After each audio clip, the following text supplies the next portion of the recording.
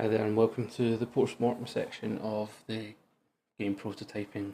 This part will be covering the actual overall opinion that I've of the prototype I've made, as well as going briefly into the design part, but mostly covering any faults, flaws, or what I could have done to improve the game overall.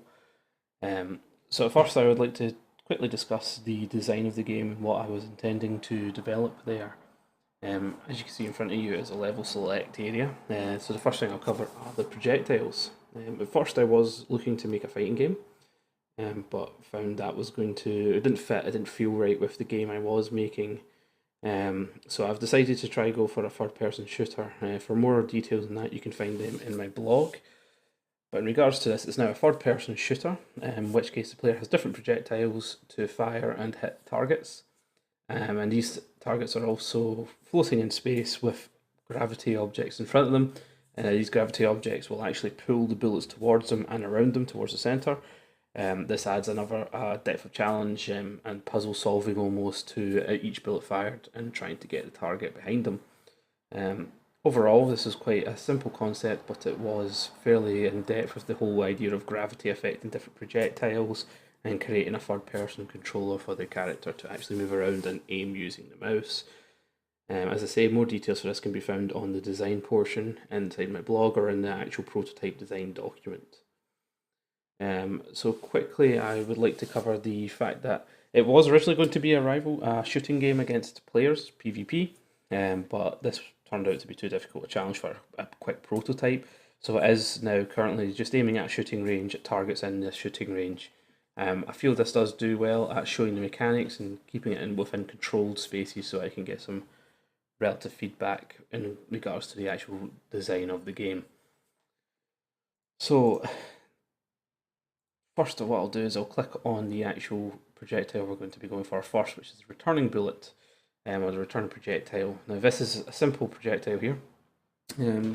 As you can see, when I fire it, it'll fire out and it will, after a brief period, travel back to the player, and this is almost like a boomerang.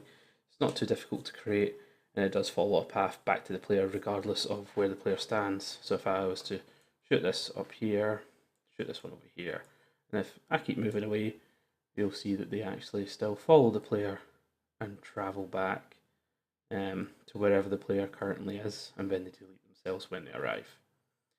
So this is the shooting range in front of us. So the first thing I'll show is that these do destroy targets. So they destroy the targets there, and then they will travel back to the player, so you can sometimes catch them if you do it right on the way back, which is quite handy and would work very well in a shooting sort of PvP game. Moving on to the next shooting range, this is where we introduce the gravity object. So that purple sphere in front is where gravity is actually applied to. Now the gravity does not affect the player, they have no influence on the player at all, but it does affect the projectiles, which I'll show you in just a second here. So there's my crosshair as you can see it. So we shoot it and then it curves around due to the gravity object. Now these bullets do currently go through the wall, as I did not add a collider to them to bounce off the wall. Or just be deleted by the wall, and to get that effect of them travelling out and then come back to the player, just to show that I've removed the collider to make sure they go right through and come back. So as you see, the bullet does curve slightly around the gravity sphere, depending on how close it is. There you go. If we move over to the next set, this is where the gravity sphere is a bit more powerful. This gravity sphere has a lot more power behind it, and it does suck the ball in a lot harder than the previous one there. So it's simple enough. These all sort of do what they're meant to do there. There are some things I would have liked to improve with the returning shot, like having it react to when it hits a wall, it would travel back to the player. Also, other things to do with the actual gravity spheres as well. I would like to add a bit more complexity to them, to do with when when the projectile is closer, it pulls in harder, or vice versa. It does do that to a certain degree, but I feel like it's almost a bit too strong at this moment. So what we'll do is we'll move on to the next projectile. Currently this is a simple menu, there's no real way to switch weapons yet. So that's another part that I would like to go back and work on as an actual weapon swapping mechanic. So we'll just put this back up. The next projectile that I created was the bouncing projectile. So this projectile here, everything's very similar to the returning bullet one. Still got your crosshair, still got the projectile here. So if we shoot against the wall, as you can see, it bounces around indefinitely. After a brief period, it will delete itself just to prevent objects stacking up and ruining performance. Again, this does interact with the gravity object. There, as you can see, it does go too fast though, and it can go through projectile as there's no. It can't read the fact it's collided to it as it does travel too fast, so that's something I would need to fix in the future as well. Again, too fast for it there. You can see if I can get it right, it can follow gravity and then bounce like that. They had these all tested. Players have managed to hit all the targets with both projectiles, but the bouncing one does have the problem that when it's aimed too close to the gravity, it's just going right through any barriers set in front of it. There you go, you can see it bouncing around there.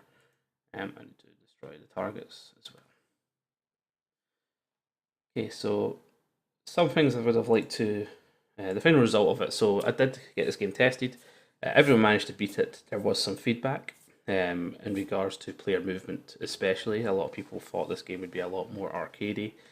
That ability to jump over walls or run really quick up a wall, double jump, flip, dive, things like that. Especially in the multiplayer game, I feel that would be very fitting as well myself. It would add a lot of depth to the game, and that way I could actually build levels with a lot of verticality to them, as well as this horizontal space where players will be shooting over a map and climbing up walls and trying to dodge each other's bullets with the gravity objects changing the overall trajectory of bullets. I think it would make for a very interesting game.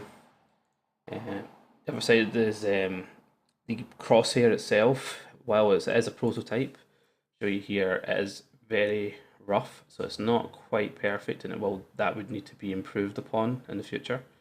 Clicking here, you can see the projectiles don't quite follow exactly where the crosshair is, so that's something I would definitely like to fix in the future. Along with that, the model I've used, while it does a good job of showing what I was overall going for the feeling with spell slinging instead of just a gun, I would need to look at creating my own prototype model and using that rather than one from Mixamo. Sorry. Other things, multiplayer is definitely something we'd need to add in the future as well. I would also have liked to create the third prototype the third projectile, that I originally designed. It was in regards to firing a projectile, a slow-moving large projectile that would hit an area and then explode and apply a slowing field in the area it exploded in.